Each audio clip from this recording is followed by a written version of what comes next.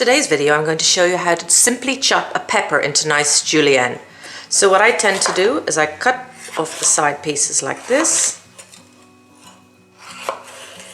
Set that aside for a minute and then work on a flat surface and cut it down into thin slivers like this.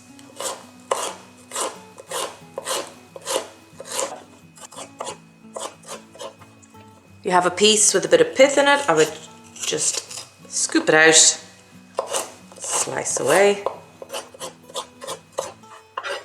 come back to the end,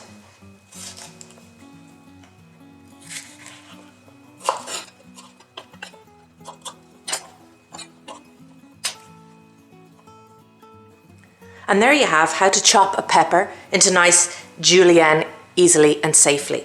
Perfect for dipping into hummus and things like that. So thanks a million for watching the video. Please like and comment below, and don't forget to subscribe if you want to receive my updated videos, like the one for hummus or other recipes that I have. Thanks for watching.